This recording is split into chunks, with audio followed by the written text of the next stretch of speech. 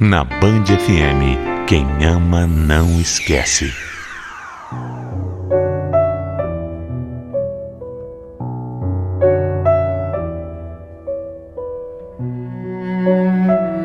A forma como somos criados pode definir como a gente vai enfrentar os desafios lá na frente. Muitas vezes, a gente precisa mudar, ter coragem, fazer algo diferente. Mas a gente simplesmente não consegue, pela forma como fomos ensinados a encarar tudo. Em casa, por exemplo, eu aprendi que casamento é uma vez só na vida. Que a partir do momento em que a gente casa com uma pessoa, aquela história será para sempre. Não importa o que aconteça.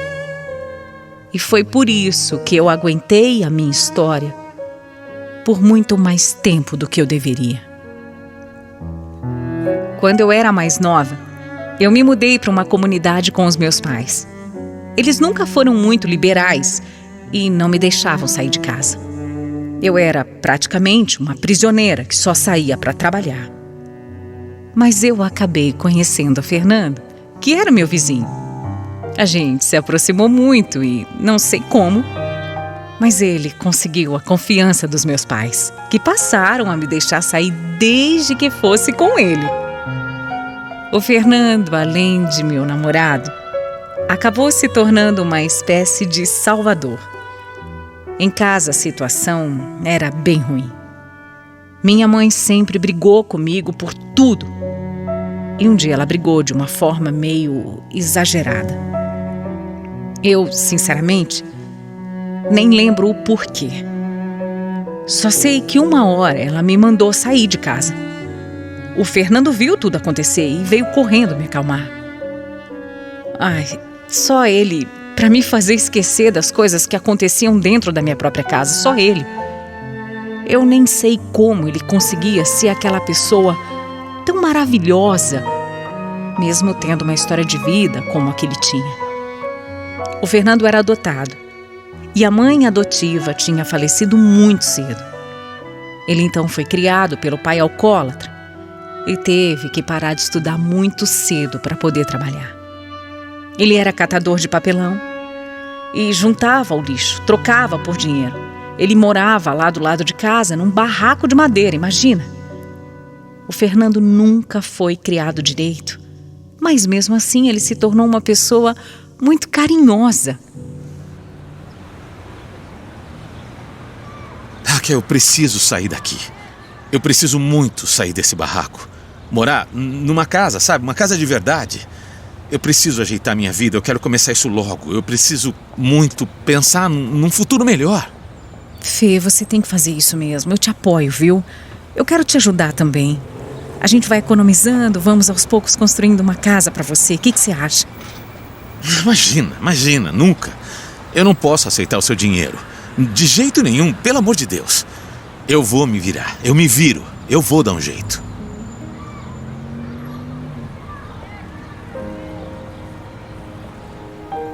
Eu precisei insistir com muito custo. Ele aceitou essa minha ajuda. Quando sobrava um dinheirinho, a gente comprava cimento, tijolo, e aí aos poucos fomos construindo. Eu fiz questão de estar com ele para tudo. O Fernando não sabia ler nem escrever e eu fui ensinando para ele. Era um relacionamento bom. A gente se ajudava da forma como cada um podia. Só que um dia, eu tive uma daquelas brigas feias com a minha mãe. E por estar muito nervosa, eu acabei descontando toda a minha raiva nele. Tadinho, não tinha feito nada. Mas naquele momento eu acabei terminando o nosso namoro. Assim, sem motivo nenhum. Depois de uns dias, eu fui fazer alguns exames e eu acabei descobrindo que estava grávida. Grávida já de 2 meses. Eu fiquei totalmente sem reação e, claro, morrendo de medo de contar para minha mãe. Mas era uma coisa que eu não podia esconder. E para minha surpresa, quando eu falei, ela teve uma atitude diferente da que eu estava esperando. Ela meio que apoiou, sabe? Mas disse que eu teria que sair de casa para ir morar com o Fernando. Isso não foi lá um grande problema para ele, porque ele sempre quis voltar comigo. E depois que eu contei da gravidez, ele quis isso mais ainda. Nós então fomos morar juntos naquela casinha que a gente estava construindo. Mas nem tinha nada, não tinha piso, não tinha porta, nada mesmo. Os nossos familiares se sensibilizaram e começaram a ajudar como podiam. Doavam algumas coisas pra gente. Até poderia ser o começo de uma bonita história. Mas o Fernando começou a mudar da água pro vinho assim que fomos morar juntos. Ele começou a agir como se fosse o meu dono, como se eu fosse propriedade dele. Mandava em mim e nem me deixava sair de casa. Eu, claro, batia de frente. E aí as brigas começaram. O Fernando sempre foi muito machista. Ele não teve uma boa criação, uma presença feminina. E chegou num ponto onde ele não me deixava nem ter opinião sobre as coisas. Eu não podia falar dentro da minha própria casa. Não foi fácil. Nada fácil. Eu estava grávida. Passava muito nervoso e eu quase sofri um aborto por causa disso. Depois eu passei a engordar demais. Tive que ficar de repouso para não perder o meu filho. Como eu nunca tive uma relação boa com a minha mãe, eu botei na cabeça que eu seria a mãe que eu nunca tive. E assim que a Vitória chegou, foi a maior alegria da minha vida. Nossa, ela nasceu tão linda, tão perfeita. E eu passei a viver por ela. Eu até esperava que, com o nascimento da nossa filha, o Fernando pudesse mudar de repente. Que nada. Pelo contrário, ele só piorou. As nossas brigas aumentaram e ficavam cada vez mais intensas. Até que veio a primeira agressão física. É isso mesmo, ele me bateu. Eu fiquei em choque. Na hora eu peguei a minha filha e eu corri para a casa da minha mãe. Mas chegando lá, ela não me aceitou de volta, não. Como eu disse, eu tinha sido ensinada que casamento é um só, para sempre, e que eu precisava tolerar tudo o que acontecesse. Foi horrível. E eu não vi outra opção a não ser voltar para casa, voltar a viver com o Fernando. A minha vida virou um inferno. Se por um lado ele adorava a liberdade dele, saía no fim de semana, jogava bola, fazia o que queria, eu, por outro lado,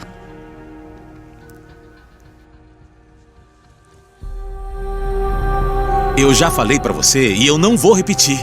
Mulher nenhuma, mulher minha não manda em mim. Mulher nenhuma vai mandar em mim. Eu faço o que eu acho melhor, eu faço o que eu quero, a hora que eu quero. Fernando, eu não tô mandando. Tô só pedindo pra você ficar um pouco mais em casa comigo, ficar com nossa filha, só isso. Você passa muito tempo fora de casa. Agora você vai querer me controlar? É isso? Pelo amor de Deus, olha, não enche. E presta bem atenção, toma cuidado, viu? Eu tô avisando. A próxima vez, o aviso vai ser diferente.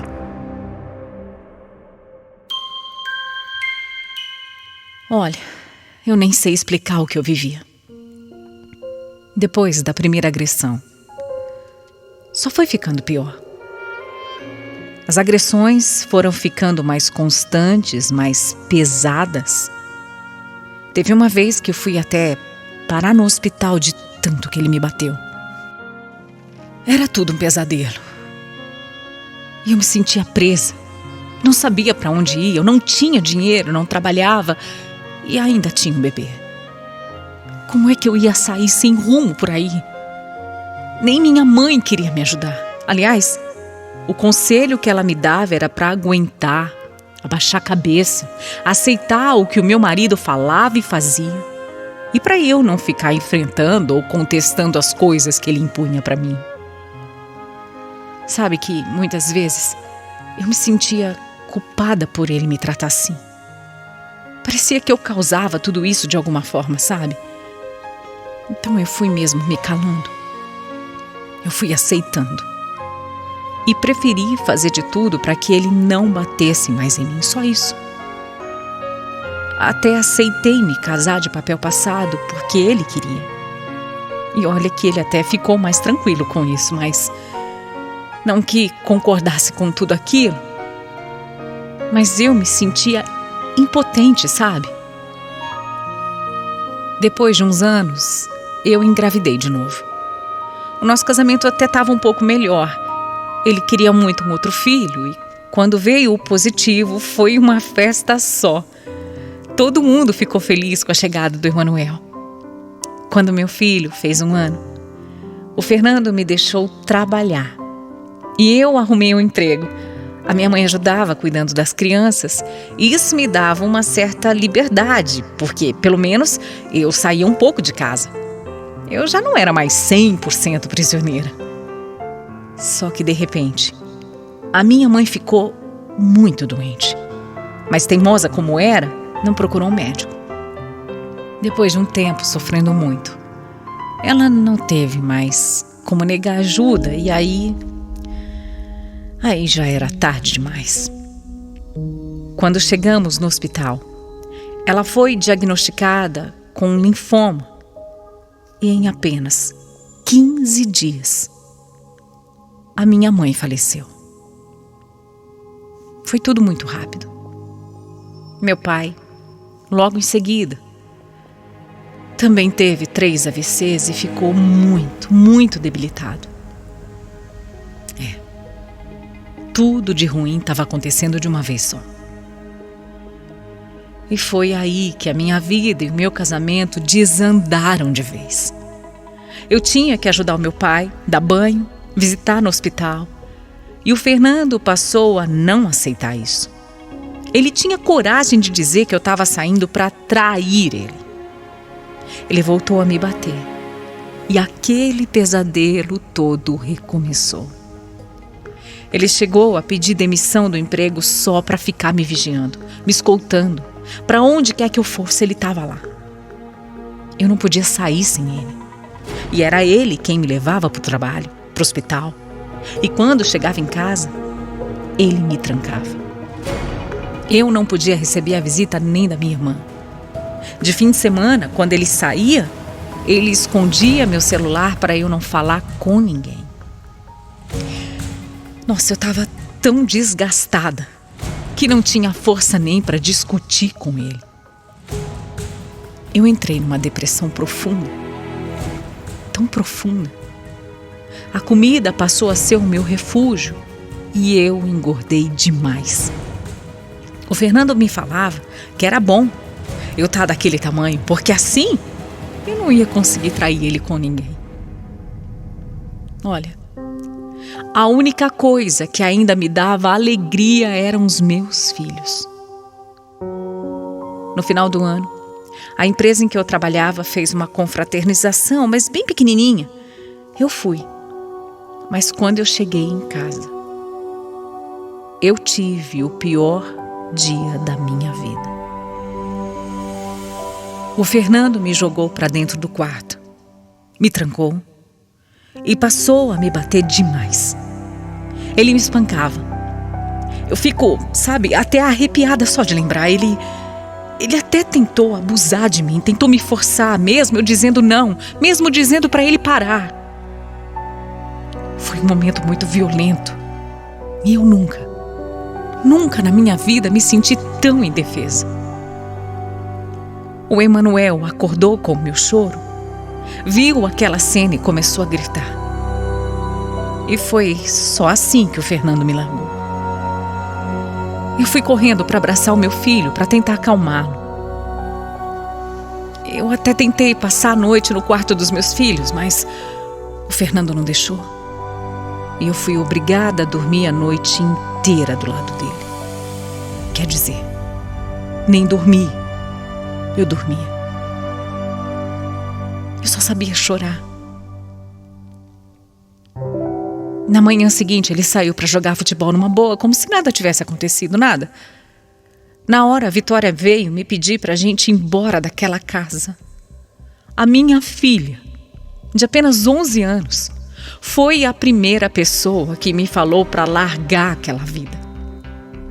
Ela me deu o apoio que a minha família nunca deu. E foi nesse momento que eu criei forças. Eu aproveitei que ele tinha saído.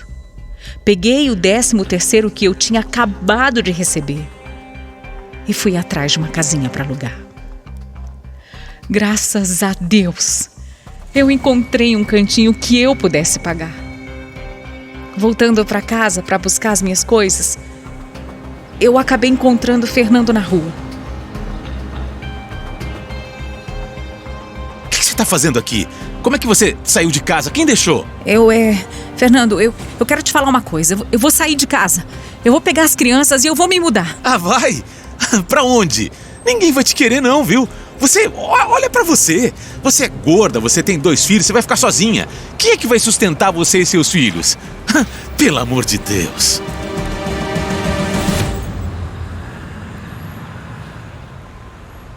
Ali, pela primeira vez, eu vi a oportunidade de falar tudo o que eu precisava. No meio da rua, onde as pessoas passavam, e eu tinha certeza de que ele não ia encostar um dedo em mim. Então eu falei que eu ia embora e que ele não ia me impedir. Mas eu também não consegui pegar nem as minhas roupas para levar comigo. No começo ele vivia me seguindo, me ameaçava de morte. E eu tinha tanto medo que pegava um ônibus sempre no horário mais cheio para ter bastante gente por perto. Graças a Deus. Depois ele começou a namorar uma outra mulher e acabou me deixando em paz. Ele seguiu a vida dele e eu segui com a minha. Claro que começar assim do zero não é nada fácil. Tinha dias que eu só tinha arroz para dar para os meus filhos. Tudo o que eu recebia era para pagar o aluguel. Mas Deus é bom. E vários anjos começaram a me ajudar, como a Valdineia, uma pessoa muito especial que apareceu na minha vida e que sempre me estendeu a mão. Assim que eu me estabilizei, eu passei a cuidar de mim. Eu emagreci, fui cuidar do meu psicológico, comecei a sair e a ver o mundo que existia lá fora. Além da Valdineia, eu tive um outro anjo também, a Carol. Uma amiga do trabalho que foi uma verdadeira cupida. Foi por causa dela que eu conheci o Henrique. Eu, claro, não queria relacionamento nenhum. Mas ele ganhou a minha confiança. Eu dei uma chance e foi a melhor coisa que eu fiz na vida. Hoje nós moramos juntos. A gente se diverte, se ama e principalmente se respeita. Hoje eu sei o que é ser amada. Eu sei o que é um carinho. Além de tudo, ele é um paizão para os meus filhos. E faz muita coisa que o pai biológico não faz. Eu saí com muitos machucados. Até hoje as feridas estão se curando. Infelizmente, eu demorei muito para me libertar daquela vida. E por isso eu digo aqui, você que passa por isso, ou que sabe de alguém que passa por isso, não fique calado. Fale, ajude, socorra essa pessoa. Nós não podemos ficar na impotência. A gente precisa ser forte e falar não à violência dentro de casa. Porque eu tive sorte de conseguir sair. Mas muitas histórias têm um final muito mais trágico.